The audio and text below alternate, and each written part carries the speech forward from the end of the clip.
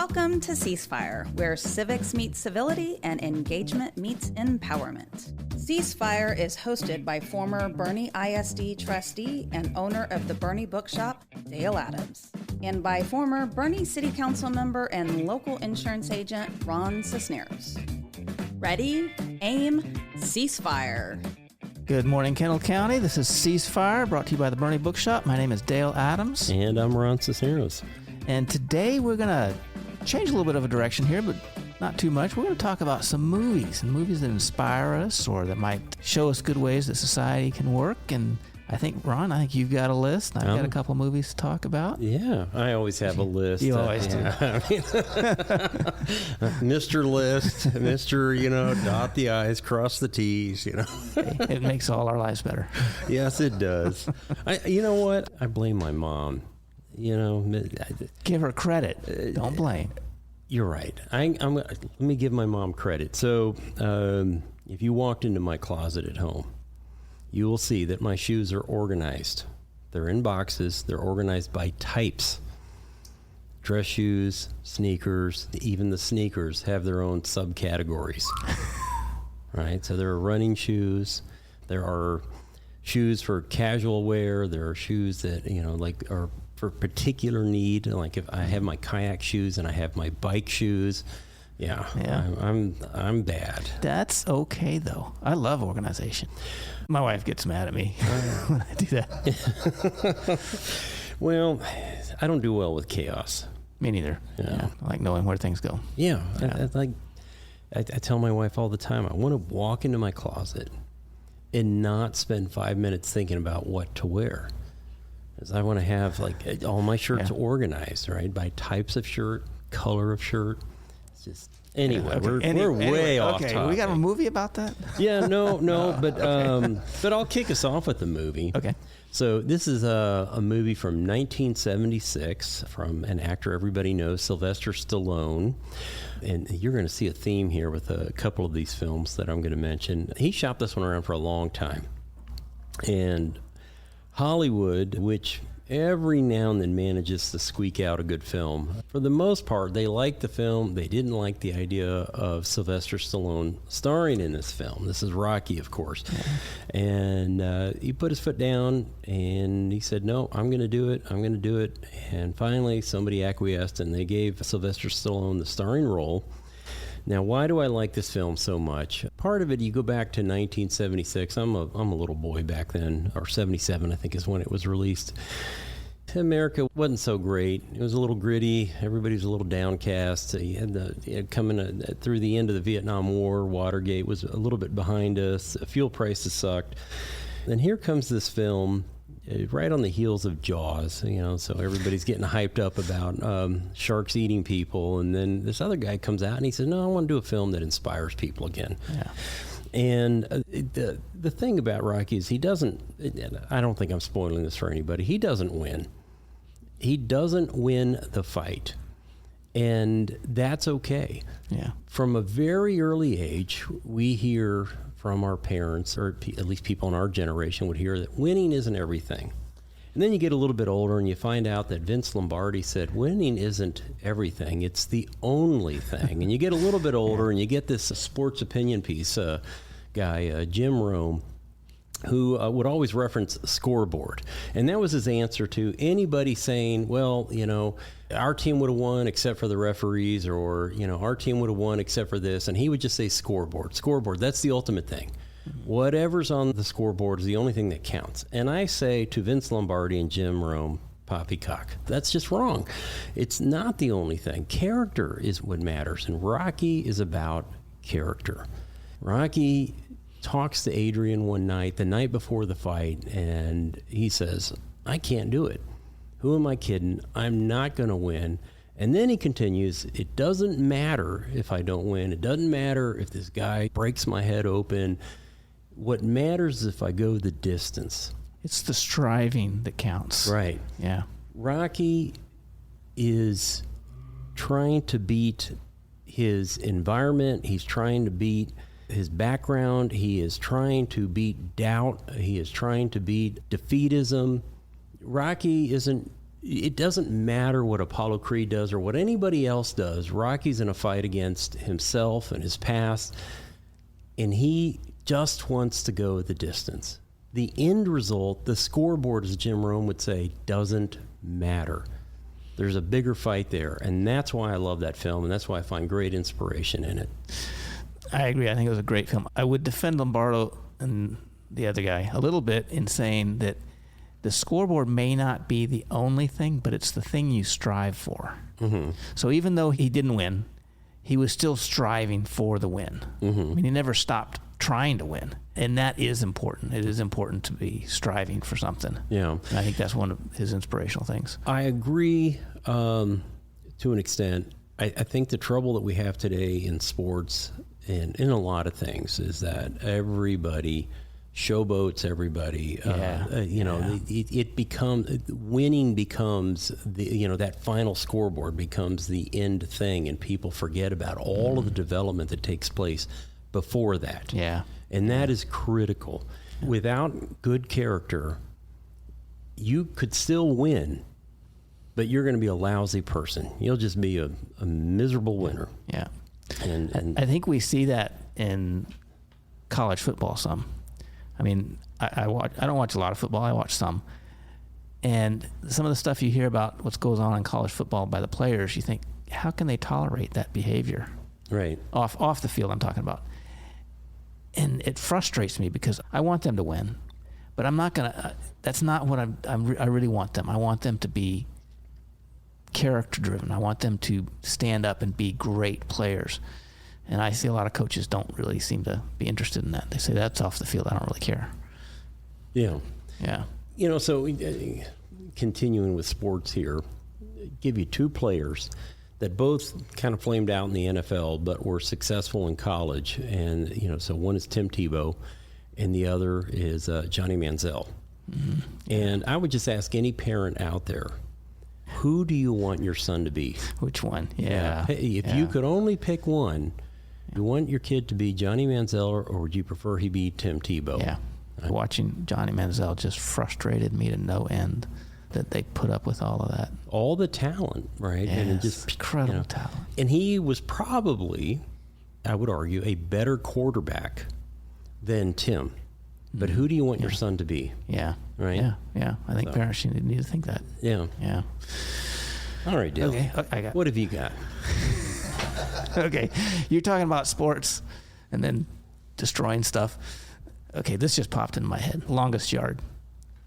The longest The first yard. one. The first one. The Burt Reynolds longest yard. Yeah. Yes, that second one. Don't come in here with that second one. I never saw the second one.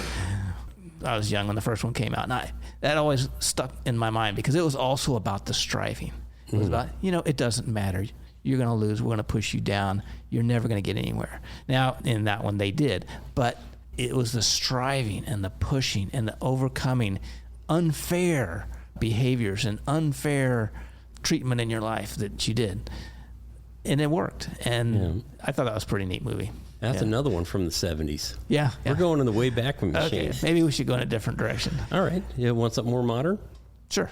I say modern. Yeah. I'm going to give you a film from 1997. That's not modern anymore. It's only 30 years old. Oh my God.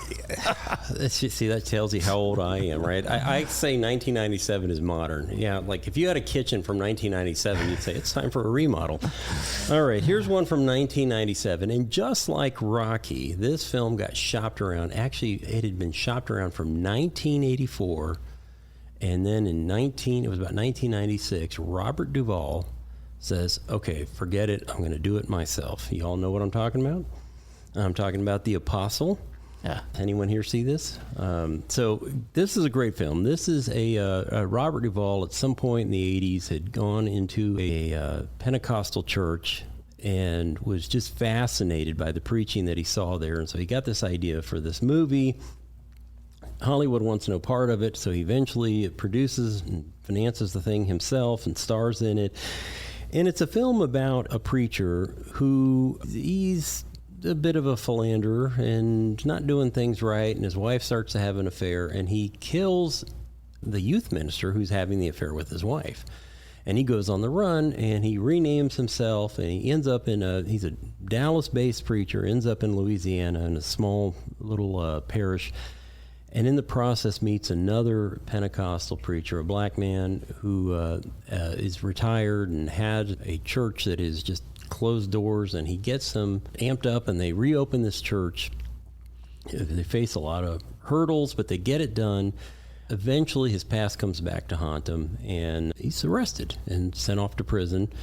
And a lot of people miss the very last part of the movie because it doesn't play until after the credits start rolling. But at the very end, he is working on a road, but he's working with other prisoners, and he's got them singing some praise songs. And what I like about this movie is I don't know that Robert Duvall intended to make a Christian film, but this is a Christian film. This is about sin, consequence, and redemption. And at the end of the film, we see the redemption, and we are reminded that God can use anybody he chooses. Yeah. And there are people that, I think Ron Cisneros, the viewer of the nightly news, might look at that, if that character were real, and would say, oh my gosh, good riddance, get that guy to prison. He's making Christianity look bad. And God reminds us, no, I'm going to use him. He's going to be my tool. And so that's why I find that film inspiring. I think it's a great movie. That is pretty neat. It's that reminder that, we all have a role. God uses us all for something, and we don't know what it is. We may think it's one thing going into our lives or during our lives, but at the very end, it turns out that it may be something completely different that seems unrelated to what you thought you were going to do with your life. But that's neat. We're going to take a quick break here, and we'll be right back. This is Ceasefire with Dale and Ron. Bernie has its own bookshop. In fact, it's called the Bernie Bookshop. Hi, I'm Dale Adams, inviting you to get lost. Get lost in a good book in our relaxed and casual atmosphere. We have a wide and eclectic selection in the Bernie Bookshop, and we pride ourselves on finding what you are looking for. We do author meet and greets, host writing workshops, and can connect you with a good book club. And your young ones will absolutely love our kids section at the Bernie Bookshop. And while we want you to get lost, we're easy to find, as we're in the heart of Bernie at the back of the Richter Tavern building. We are the Bernie Bookshop.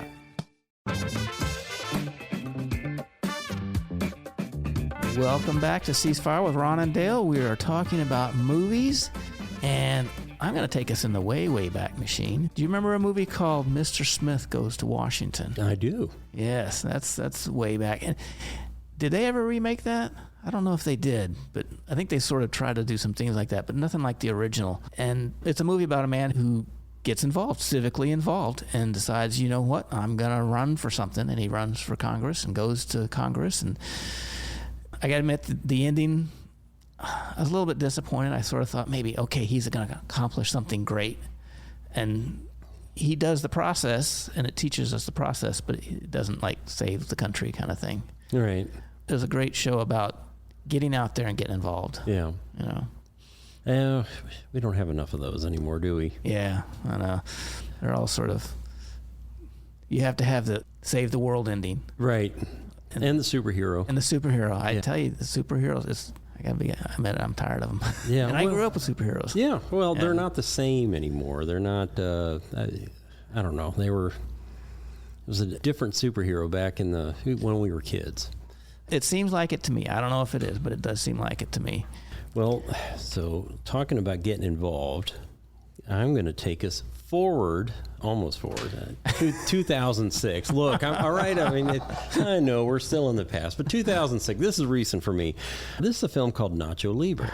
Yes. And this is brought to you by the geniuses that gave us Napoleon Dynamite, which I'm going to confess right now, I love both of these films. And some people look at me like, well, those are like kid films, and it's like, yeah, there's no cussing, there's no nudity. It's nice to have that once in a while, isn't it? They're quirky films, and this one in particular I really, really like. So if you haven't seen this, Nacho Libre is about a guy whose parents were missionaries, and they die when he's young, and so he's left with these brothers, these monks, who raise him, and he becomes a monk himself. But from childhood, he's in Mexico, and so he dreams of being a famous luchador. He dreams of wealth, he dreams of fame, he dreams of all the things that aren't necessarily godly things, right? And he even prays at one point, like, God, why did you put this passion in me, and I'm such a stinky warrior, right? Along comes this beautiful nun, and he falls in love with her, and I know that sounds bad, but trust me, it ends well, because he doesn't get the girl. He does eventually win. He finds success in wrestling, but only after he dedicates his craft and his winnings and his success to God. Yeah. And he gives all of the money from his victory to the children of this orphanage where he himself grew up. It's a very simple film. It's absolutely hilariously funny, I think, but it's got a great message. I don't know if like the Robert Duvall film I mentioned earlier, I don't know if the directors and the writers intended to write a Christian film, but they did. He doesn't find success until he gives everything to God. And at the end, he doesn't get the girl. There's an ending that he's got this sort of frustrated look on his face because the nun is just overjoyed because he buys a bus and takes the children on a field trip, something they've never really been able to do. And the nun is just gloriously happy, and she smiles at him with adoration, like, look at the great thing that you've done. And he just gives her back this sort of like, you have to watch the film. The look on his face is like, but he loves God. There's no question about it. At the end, he knows he's done the right thing, and I just love that film. Yeah. It's nice to have films that don't have all the usual tropes that we have now. The boy getting the girl, the language, all the things that we see constantly in movies today. And it's kind of the point where I don't watch that much anymore. Yeah. I just get tired of it because that's all it is. And I'm like, what? Give me some meaning. Yeah. I've got one for Baron, if you don't mind. Yeah. That I have to go back in time again. This is like I didn't do my research on this. 1971, 1972, somewhere in there. And this might be your favorite director. I don't know. But based on the little figurines that we have here in this radio booth, I think it might be your favorite director. So this is George Lucas's first ever feature film, and it's called THX 1138. Y'all familiar with that? Very interesting movie. It's sort of like a Brave New World dystopian science fiction film, and I don't know that there's really an inspirational message in it. There's more of a warning about government control, but the last 10, 12 minutes of that film, 15 minutes where if I'm spoiling this for anybody, I'm sorry, but so turn off the radio now and then turn it back on in 2 minutes. Baron insists. But he escapes, or plots an escape, and he grabs a police car, but it's actually a Lola race car that they've modified for the film. So it's really cool. There's a chase scene, and he finally comes out from this underground city that he's been living in, and he sees the sun setting for the first time.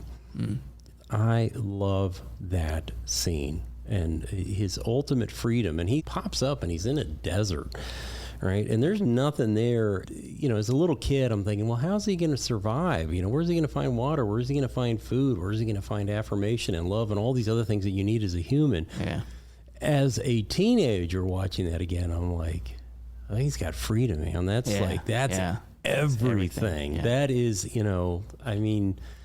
it's all that other stuff, the food, the affirmation, the love, all that was provided for by the government down below in the underground city, and it didn't mean anything to him. That ultimate freedom that he sees at the end is just incredible. Do you remember a movie called Logan's Run? Oh, Very similar kind of thing, when they have a wonderful life, they're all taken care of, and then at 30, you're done, and then he breaks out. And I think they made a series out of it. It was pretty bad, but the movie was interesting. The series was terrible. It was campy, but it had a message about freedom. The whole freedom thing was there. If we're going to stay on the sci-fi side for just a second. Uh-oh. Y'all remember Gattaca?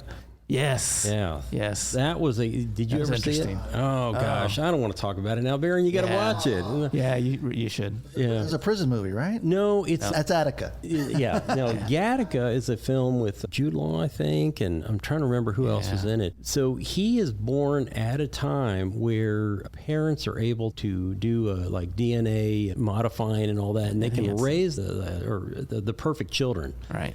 And his parents they're sort of organic and like, no, we want to do things the natural way. But they decide, I guess peer pressure gets to them, and they decide with the second child, they're going to do the designer baby. And so he's always in competition with his brother, and his dream is to be an astronaut and do like a Mars mission or something. So this is taking place in the future. And so because he is a natural baby, he's fighting discrimination the whole time. So he has to fake his way through life and pretend that he's one of these designer babies. But there is a point in the film where he and his brother go out to the beach often and swim out as far as they can and have a race to see who can go out the farthest. And his brother is, the designer baby. He's got the DNA to do all that stuff. And he beats him every time. And what he tells him at the, near the end of the film, I think, is, how did you always beat me? And he's like, well, I just took myself out as far as I could go. Like, he just kept pushing until he had no choice but to come back. Right? Like, I mean, he went out so far that he was in danger, but he was going to keep going just so long as he beat his brother. And then he had no choice but to work his way back. Yeah. And I thought that was a really cool message, you know. The message being that it doesn't matter where you start at. Your effort and your striving and your pursuit of a goal is what's really important. Yeah. So I hate admitting this, but there was a time in my life, and some of y'all might remember this, I was 350 pounds. And when I decided, okay, I've had enough of that, I'm going to start losing weight, I remember that film stuck with me. And so I would go, when I went walking, I stopped walking around my neighborhood and I walked away from my house as far as I could until I couldn't walk anymore and I had nothing left in the tank. But you still had to walk back? But I had to walk back. I had no choice. If I want to get home, got to turn around and walk back. Yeah. That's the whole point of no return thing. Yeah. There's a song there, but we'll do songs another time. Ooh, yeah, thank you. But yeah, pushing yourself and striving, a lot of times it's about going farther than you think you should. Yeah. And pushing farther and farther and not thinking about the return journey of whatever it is you're doing. Yeah. Yeah. Yeah. Baron, you got one? Oh, well, you mentioned Mr. Smith, which is in my top 10 all-time inspirationals, but that was directed by Frank Capra. Frank Capra's other famous film is It's a Wonderful Life with Jimmy Stewart. Again, you just can't go wrong. Yeah, I don't know why. It's campy, but I love that movie. Isn't it? I cry just awesome. the same parts every time. Yeah. I get choked up. I wasn't able to pass that on. I think my kids got tired of it because we'd watch it every Christmas, and they're like, this time again. But it's just a wonderful movie. It really is. And that's a film that's been redone many times. Scrooge. Or Scrooge was a remake of it, essentially. And then there was another one with Nicolas Cage. Family Man, thank you. That's a fantastic film. It's one of our favorites, too. Yeah. But honestly, It's a Wonderful Life. That's the go-to every time. And in the whole vast configuration of things, I'd say you're nothing but a scurvy little spider. That's what you are, Mr. Potter. And that goes for you, too. Oh, wow. Yeah, I'm a student of that film. And at the time, it wasn't big at all. Nobody liked it until like 10 years later, in the 60s, it started picking up when they started playing it at Christmas time all the time. Mm-hmm. Yeah. Well, speaking of Christmas films, since we're getting close to that point, and this is not a film, but how about just a honorable mention for a Charlie Brown Christmas? Oh, yeah. Right? Yeah. I mean, beautiful message. The music is absolutely incredible. I love that film, and right along with It's a Wonderful Life, that's an absolute must at Christmas time. Yeah. And I think that was the first Peanuts made-for-television movie, if I'm not mistaken. So. No, the movie is less than half an hour. Yeah. But it was Linus's "Lights, Please," and he gives the gospel basically. And the story always goes that when the producer said we can't do that, and Charles Schultz said, "If we don't, who will?" Yeah. When it came to saying this is what it's about. This is what Christmas is all about, Charlie Brown. Yeah. I think too, I love the little tree Yeah. No, I do, because Yeah. Charlie sees that. You know, he's around all these commercial Christmas trees, and he sees this little one, and he sees something in it that nobody else sees. And there's a reminder there, again, of, you know, what God can do and what God sees in us. Charlie saw in that little tree, and it took his friends a while to see it. But then, you know, that little thing became enough, right? Yeah. And that's a great message. I love that. Oh. Dale, you got another one? Oh, man. I'm not a movie guy. Okay. Oh, I picked the wrong topic for today. That's okay. We'll do songs and I'll be even worse. But one of a recent... I'm not sure I should even say that. A movie that I liked, and it's more of an action movie. It's Gladiator. I liked it a lot because it was original. It was a movie that wasn't just a remake of something. Nowadays, it seems like everything's just a remake. And it really brought out the whole, once again, the striving thing, the struggle, the pushback, the going again and again, no matter what odds are thrown against you or what anybody says or does, you just keep plowing through. And it was well made, lots of action, stuff like that. But I really enjoyed that a lot. And it was a classic sort of good and evil kind of movie. Yep, and we've got camaraderie, fidelity. Yeah. You know, I mean, his very beginning of the film, we see how loyal his troops are to him. Yes.